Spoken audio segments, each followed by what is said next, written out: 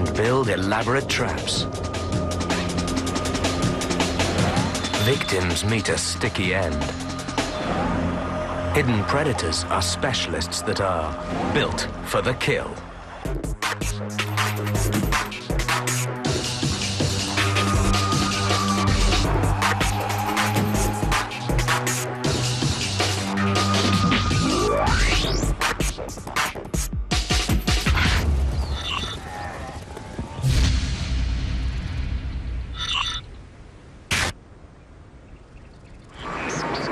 Everywhere on our planet, there are places for killers to hide.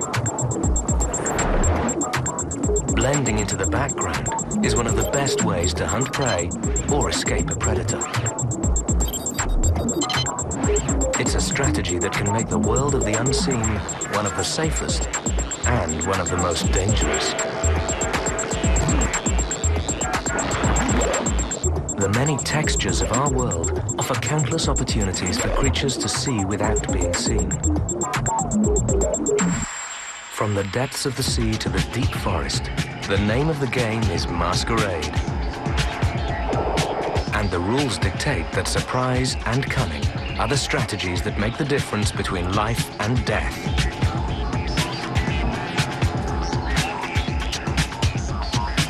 Enter the secretive world of hide and seek as we reveal how some of nature's most ingenious illusions really work.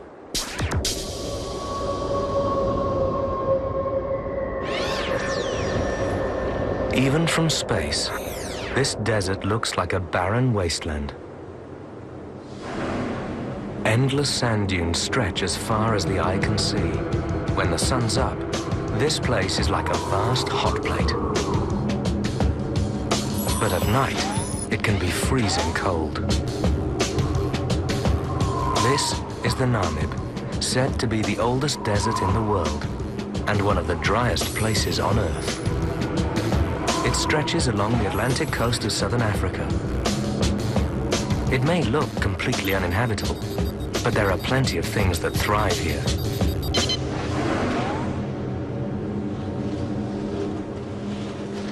In an environment like this, creatures need to be highly specialized. This is the Namib sidewinder, very much at home in this hostile place.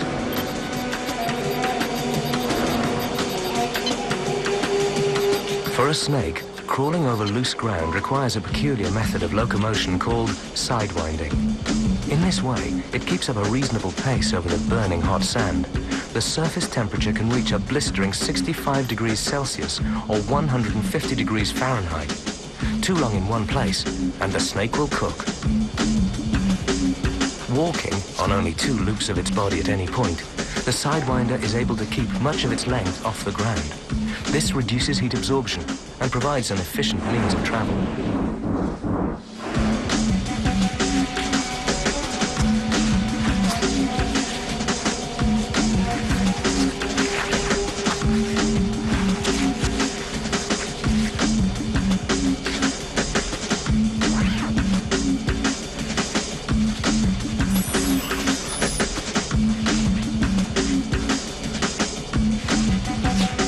This snake is superbly adapted for the oven-like heat of the Namib. But how does it hunt? As the day goes by, the heat of the sun dries out any moisture left in the sand, loosening the surface even more and making it harder for the snake to move. So the sidewinder stops and buries itself. Just under the surface, the temperature is bearable.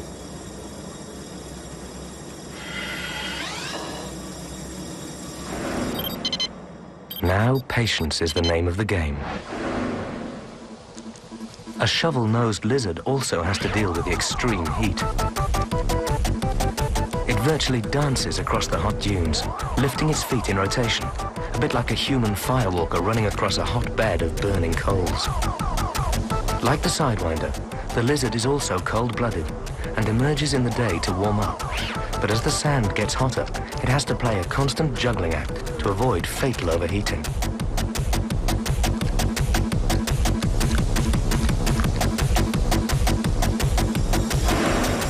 The sidewinder may not have much longer to wait.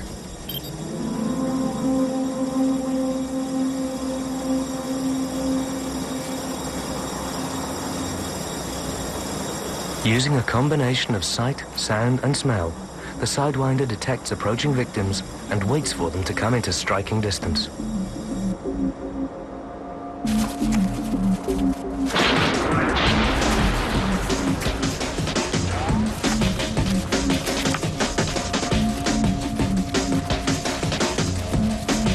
In a lightning-fast strike, the snake injected its deadly venom and then released the stricken prey.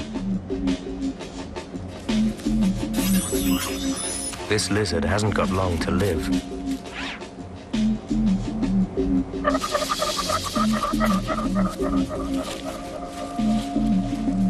The sidewinder follows its victim's fresh scent trail.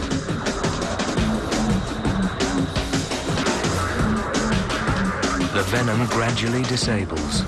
The more the lizard moves, the faster the poison pumps through its system.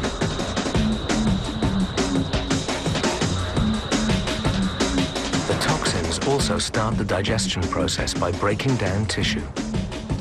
The Namib sidewinder has perfected the art of desert survival. It's built to live with burning hot sand and virtually no water. And it has developed a near-perfect strategy for hiding and ambushing prey. The underwater world of the coral reef makes big demands on both predator and prey. This cluttered, maze-like environment is full of nooks and crannies.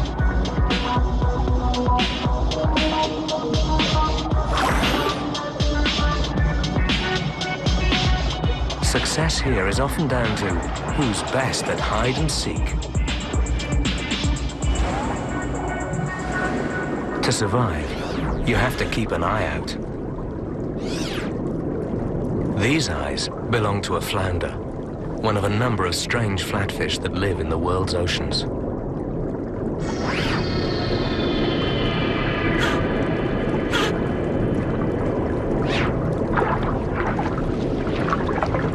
Using loose sand and special color-changing cells, they cleverly disguise themselves. But flounders aren't natural-born hidden killers. Hatchlings swim upright, and their eyes are on either side of their head. Adults have perfected the art of blending into their background. Only the eyes protrude, keeping watch.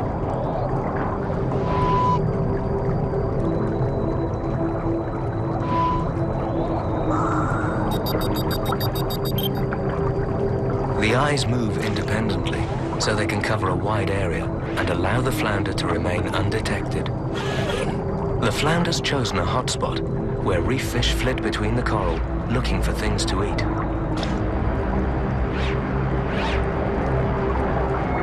Like little periscopes, its eyes scan the vicinity for activity.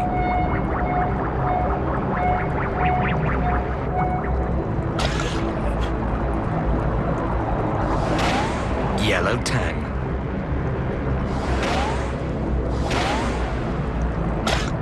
Before a flounder strikes, its target must be within range. If they're not, the killer will miss.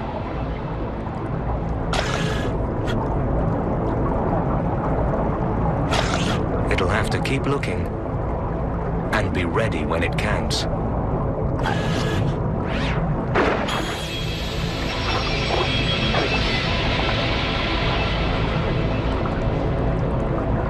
Inside its mouth, the flounder has powerful teeth. These make short work of prey.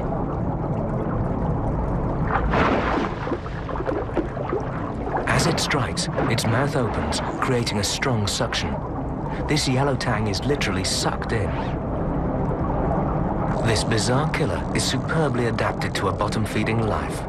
It doesn't have the muscle and agility for the chase, but its flattened, distorted body means it's built for the kill. And it's not the only one.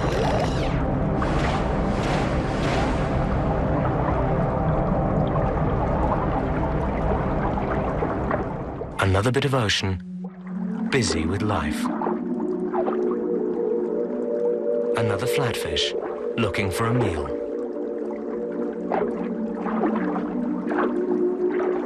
But this meal belongs to an underwater fisherman, an anglerfish.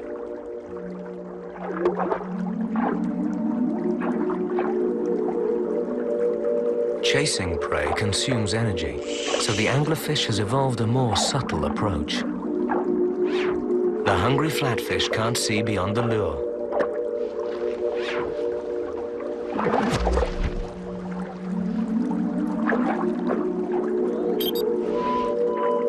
This elongated, stiffened dorsal fin ray is completely separate, forming a long stalk tipped with a tattered colored shred.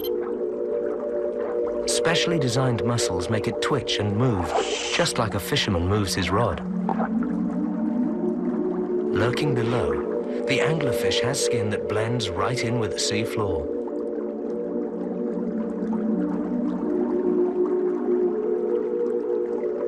Inside the mouth, a row of long, curved, hinged teeth are designed to fold flat as food passes down and spring back up should the victim try to escape.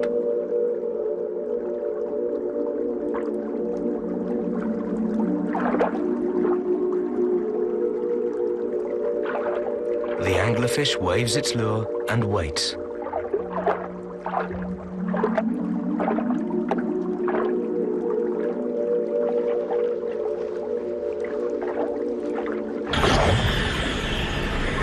It didn't take long.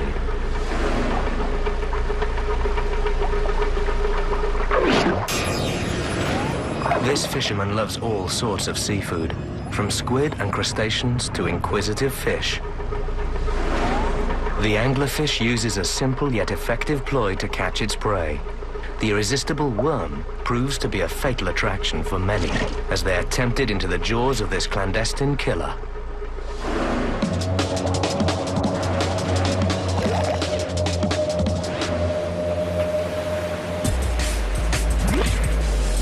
This is a sea within a sea. It's the Sargasso, an area in the middle of the North Atlantic where the waters are calm and strewn with mats of strange, free-floating seaweed. This island has some specialized species all its own. Many of the creatures that live here are fantastically camouflaged. This hidden predator is the incredible Sargassum frogfish. Flamboyant growths and flaps of skin copy the exact shape, texture, and color of the weed. With such convincing camouflage, all the frogfish has to do is anchor itself to the weed and keep its eyes peeled. Like the anglerfish, a growth on its head acts as a lure, while the large mouth waits to strike. Remarkably, this fish uses its fins to grip the weed. This is a fish that doesn't swim like one at all. And the fins hold it perfectly still in position. Then it waits for prey to come close. This shrimp is also highly camouflaged. But that doesn't mean it's any better at spotting the danger staring it in the face.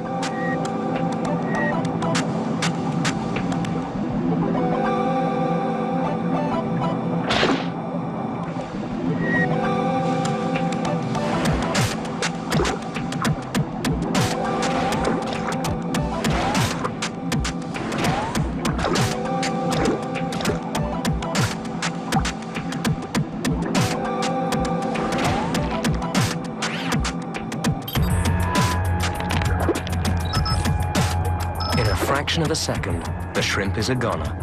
The frogfish attack is over in the blink of an eye, faster than that of any other fish, surprising their victims when they're least expecting it.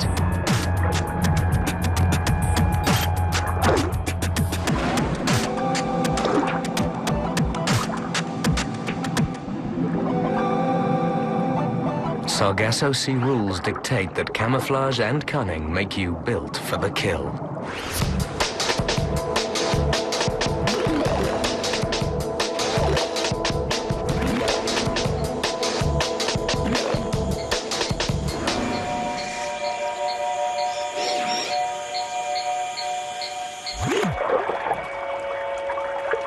Amazon river water may be murky, but it's home to some of the most colorful creatures.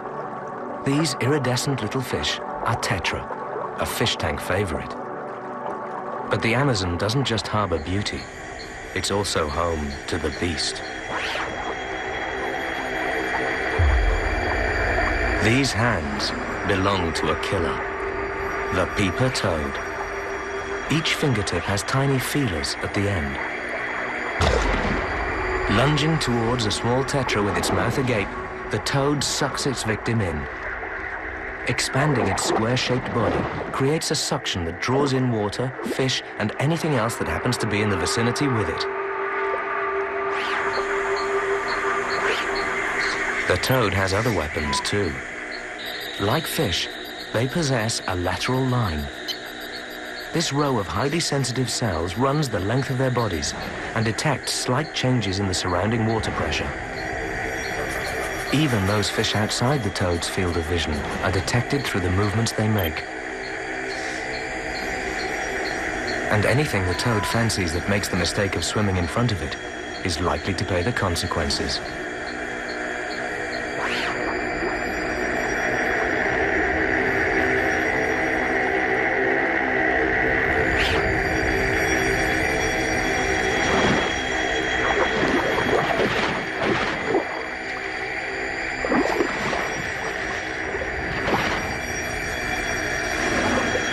The peeper toad is a prolific predator, and yet it has no teeth or tongue. Its long fingers pull prey to their death.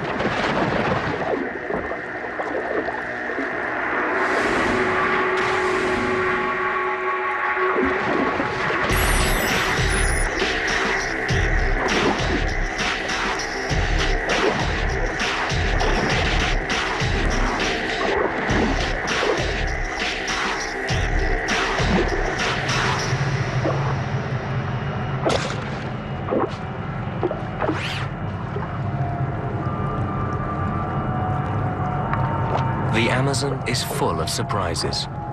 Who would expect a weird and wonderful hidden killer to be a toad?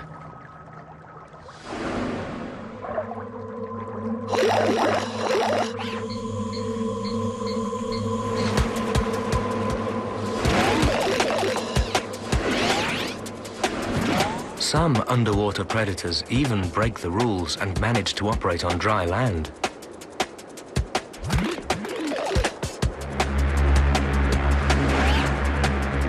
This is Kiwehu Island, part of a small archipelago lining the Kenyan coast.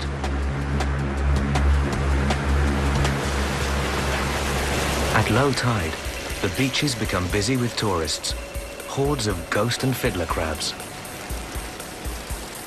Scouring the sand for scraps of food, the crabs transform this beach into a promenade.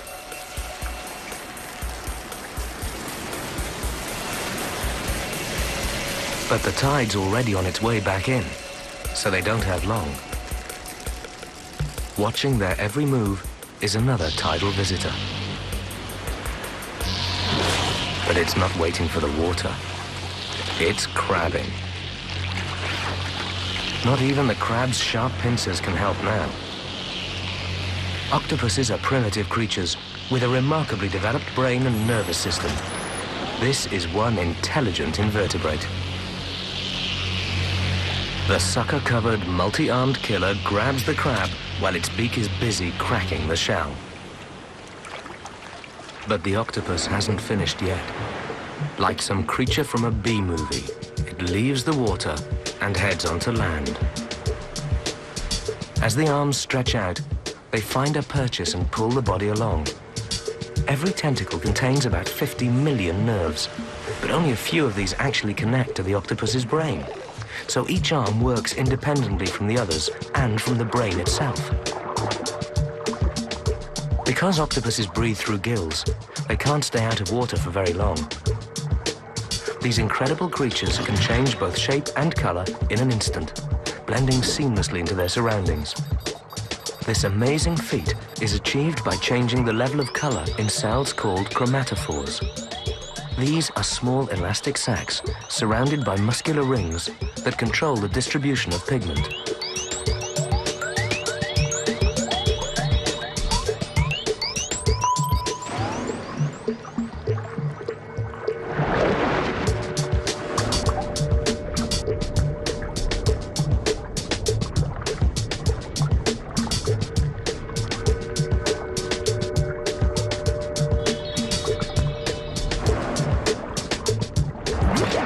It's also through fantastic muscular control that these bizarre boneless creatures even change the texture of their skin.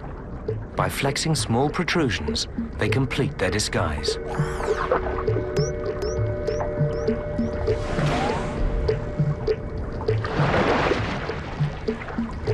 Although they're strong swimmers, they often hunt by stealth, leaping out on unwary passers-by.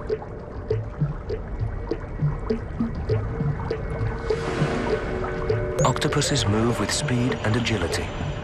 Using a type of jet propulsion, they force water through their siphon, which propels them forward. But even octopuses are vulnerable. They must be careful in open water, so much of their time is spent hidden away in the nooks and crannies of the reef.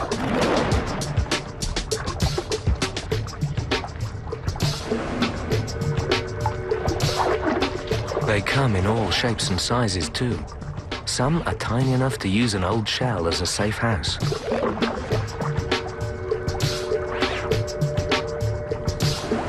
While others build their own dens, using rubble and rocks to cover themselves.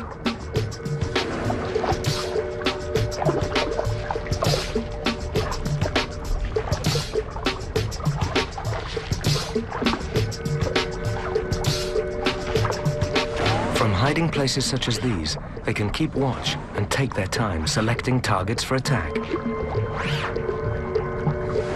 Octopuses have large eyes, adapted to function in underwater light. And their preference for crab is the same underwater as it is on the beach.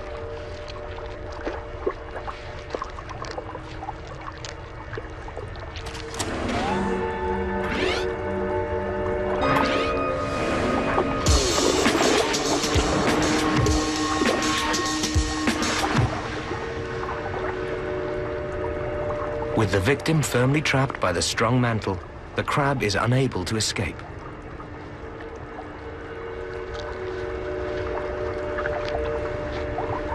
The 8 arms with their rows of sensitive suckers are simply too much for just one crab to handle. It may have as many as 1,600 individual suckers to deal with. Each of these suckers may have as many as 10,000 neurons to provide taste and touch information. They work well to grip slippery prey like fish. But it's the octopus's beak, located in the center of all this, which does the killing. As soon as the first bite is delivered, toxins are secreted that help disable the victim, breaking down the tissue before it has even been swallowed. When they do venture away from the reef, it's often to go in search of prey.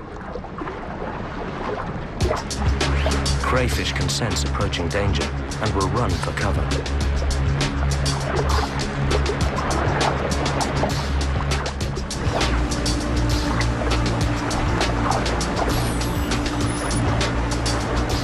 But the octopus has keen senses and a predator's instinct.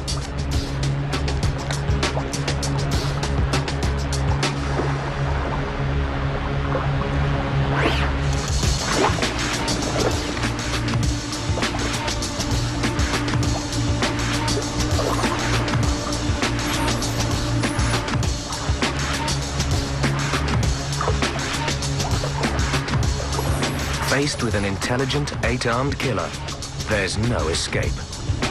The octopus is a highly adapted stealth predator that can even venture onto land in search of its prey.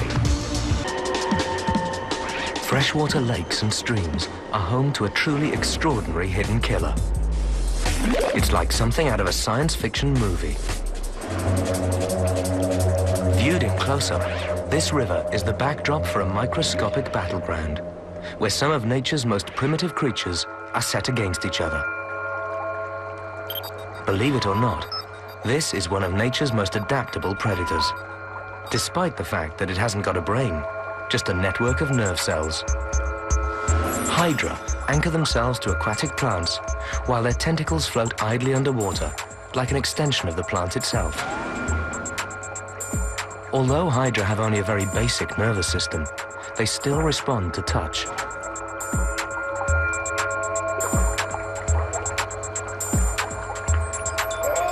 The Hydra are trying to catch Cyclops, one-eyed crustaceans. There are several narrow escapes.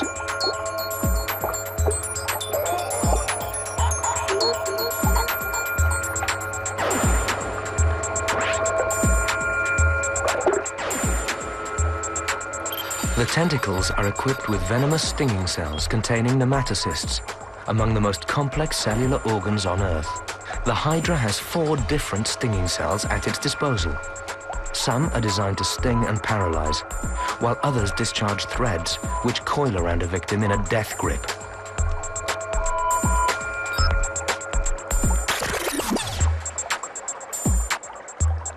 When the tentacles entrap a struggling victim, they'll guide it into the Hydra's open mouth.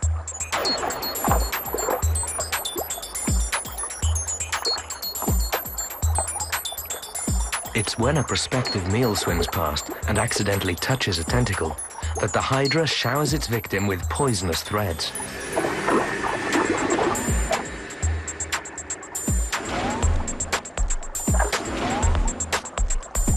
The venom they discharge is thought to act on the nervous system because it is so fast working. Once caught, this Cyclops is quickly paralyzed before being brought to the Hydra's primitive digestive center and devoured. This tiny killer's body is like a hollow tube, only 2 cell layers thick. It's used like a sleeve when it eats. It can even be turned inside out and still function. The Hydra's body design is so primitive that it ejects any debris through its mouth. Every few weeks, each body cell is replaced, keeping this remarkable creature healthy, ready, and waiting for its next meal.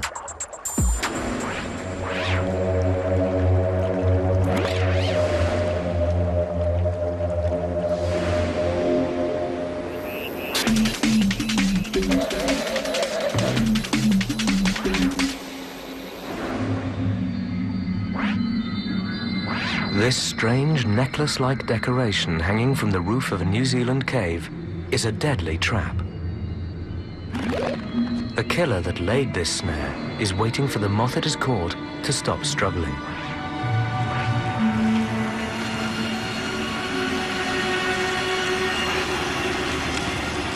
And this killer isn't even fully grown.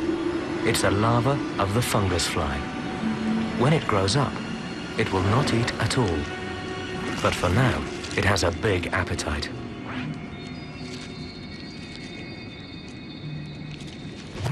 But to work, this trap needs certain conditions. Humidity to prevent dehydration, a suitable overhang from which to sling the threads, and no breeze so that they don't get tangled. Above all, there needs to be plenty of insect action.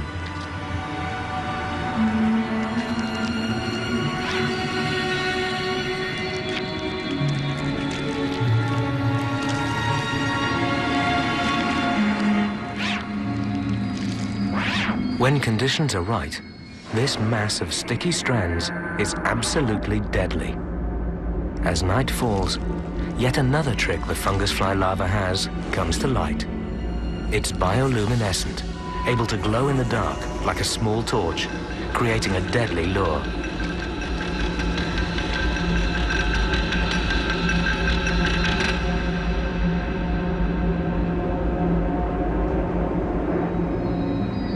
And even the sticky globules on the larva's threads flicker in the dark like a starscape, adding to the confusion for night-flying insects.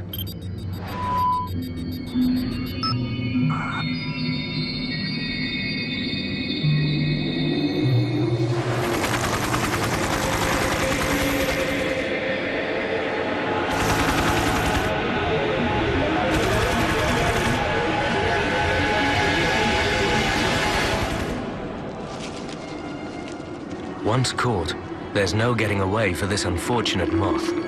As it struggles to free itself, it actually makes matters worse. The violent movement sends vibrations along the lines, alerting the predator waiting in the dark. It's easy pickings for the larva now. All it has to do is haul in the line and enjoy its lunch.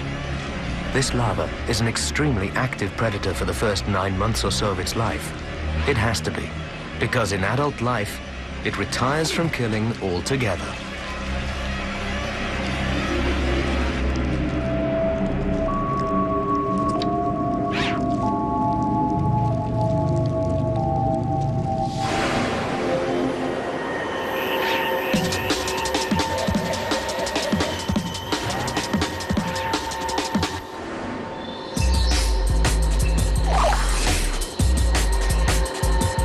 Deep in the forests of Central America, there are all sorts of strange goings-on.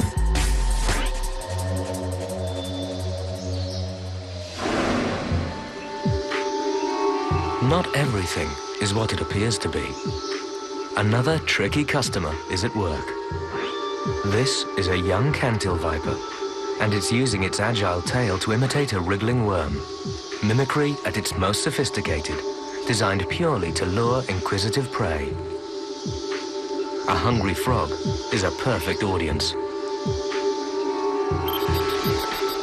If it wasn't so focused on the worm, it might just see what's lurking beneath.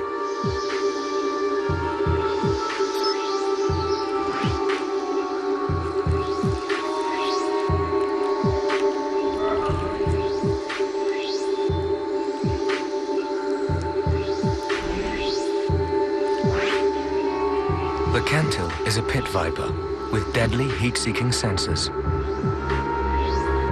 Because it's cold-blooded, this frog is actually cooler than its surroundings, but the snake's heat-sensing pits are just as able to pick out colder objects, which create a kind of heat void.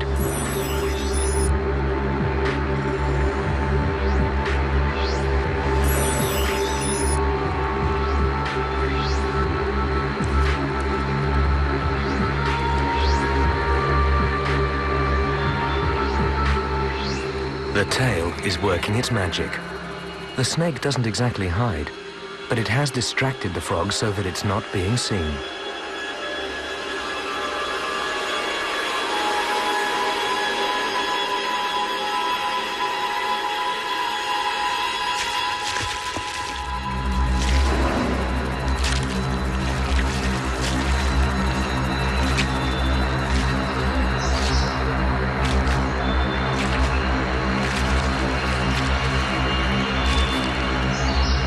While it struggles to free itself, the viper's fangs have already begun to inject it with a lethal dose of poison.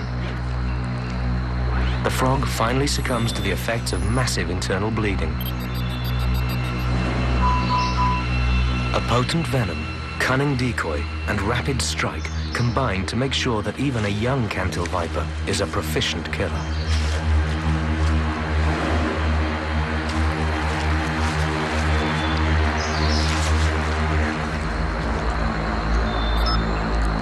As the frog is swallowed, the snake can save any further expense of energy because the venom has started the digestive process.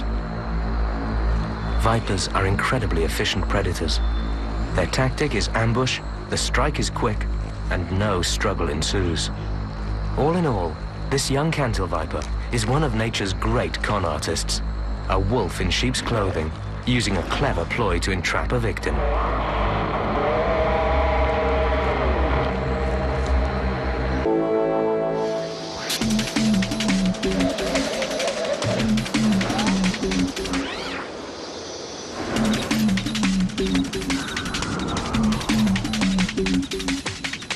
This ant is working its way through large sand grains and stones, but a much bigger obstacle takes it by surprise. It's wandered into a large sand crater, and the loose grains are making it difficult to climb back out. The ant is trapped. As the ant begins to struggle harder to get out, something in the center, underneath the ground, is beginning to move. After a desperate fight, the ant disappears. And there's more than one hidden killer around these parts. In fact, the whole place is alive with these dreadful creatures. Insects passing through here must run a gauntlet of ant-lion traps. The traps are sophisticated structures, carefully designed by their architects to incarcerate victims. The ground is like a minefield.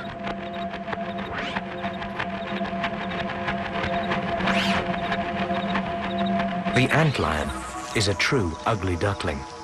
When it grows up, it transforms into a beautiful lacewing.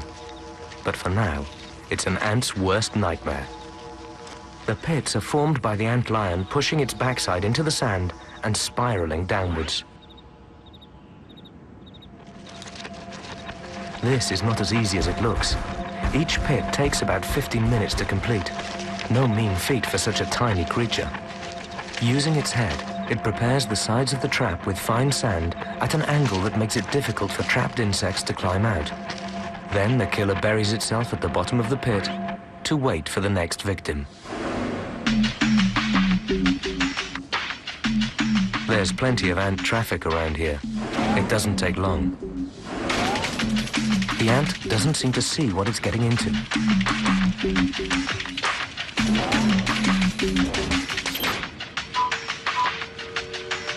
As the ant struggles to climb the sides of the pit, the predator lurking below begins to throw sand at it with surprising precision, making the victim's climb even more difficult.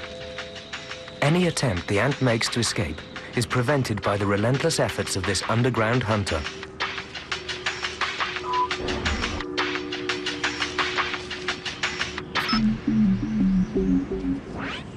Another victim is about to make the same fatal mistake. Like some beast in the cellar from a horror film, the antlion seems to have an insatiable appetite for killing.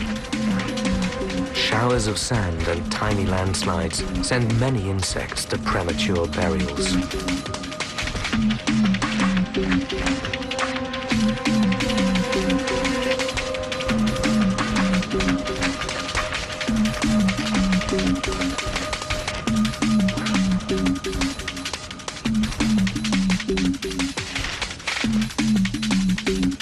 Success at last. The ant has lost its footing and slides straight into the waiting pincers of its killer.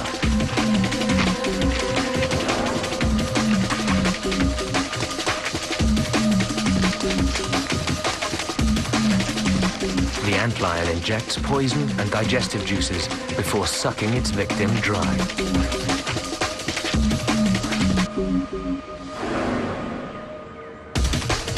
It's not just ants that get caught in these deadly traps.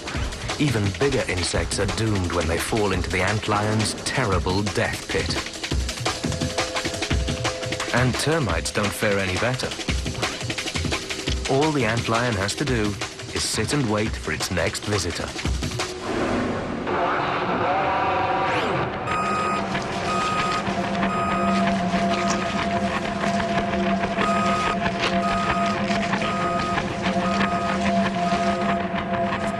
Painstakingly digging their 2-inch or 5-centimeter wide conical pits, they hide in the center of their traps like spiders in their webs.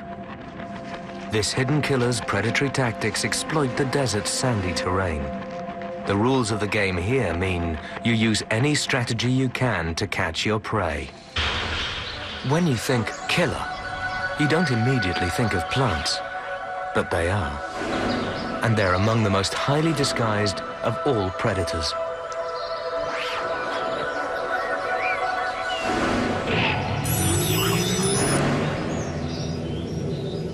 They may not be fast-chase, powerful finish killers, but they're all carnivores. So how do they do it? Through subterfuge. These are pitcher plants. They attract prey through a mixture of attractive color, smell, and nectar. Some pitcher species even have UV patterns that resemble flowers. The brim of the pitcher produces a lot of nectar. But to get to it, you have to step on the slippery edge. And below, there's a pool of digestive juices. Carnivorous plants have developed these ingenious designs to supplement the meager nutrition available. It's a bit like taking a vitamin pill.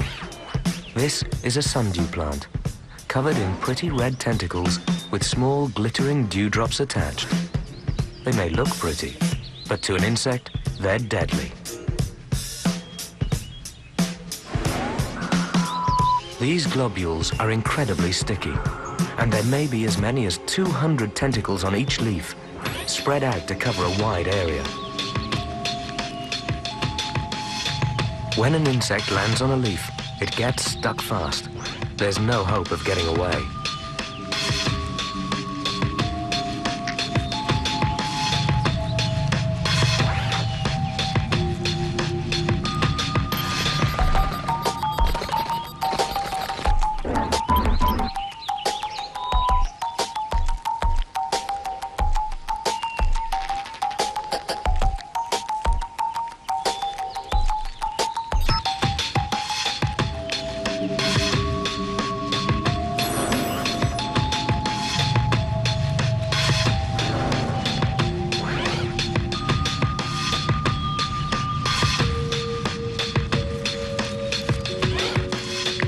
As the insect struggles, receptors in the leaf cause it to curl inwards, closing the tentacles over the captured prize, while a digestive fluid is released, suffocating the victim.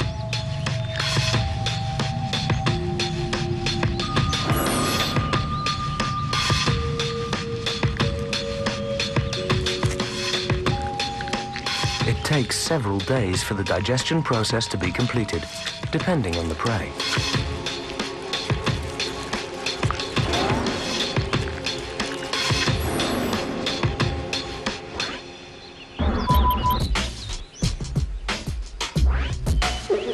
The most notorious of all carnivorous plants is the Venus flytrap.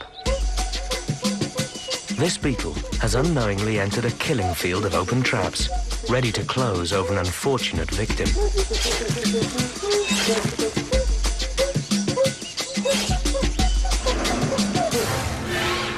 The two lobes of the leaves can close quickly, triggered by the sensitive hairs on the inside. Narrow escapes are commonplace. But not every intruder is so lucky. These traps are not for slow movers.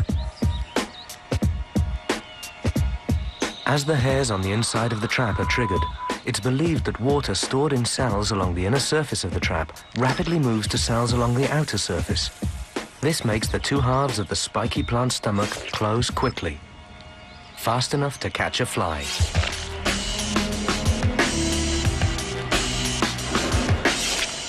Once it's caught inside, the spikes act like a bear trap, imprisoning the victim. The flytrap's digestive fluid works like an acid bath. It will be a slow, lingering death. Some have a very lucky escape. Most will be entombed, while the plant absorbs all the goodness. In this life or death struggle, who'd think the plants could win?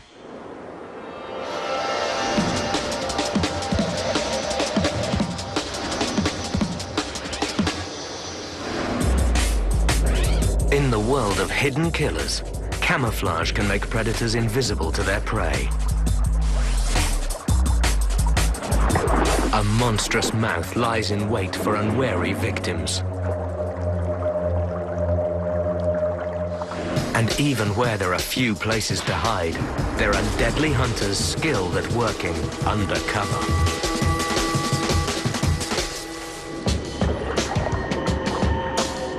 Clandestine killers come in all shapes and sizes. Bizarre looking, these unlikely hunters are natural masters of deceit and disguise. To survive this deadly game of hide and seek, you must be built for the kill.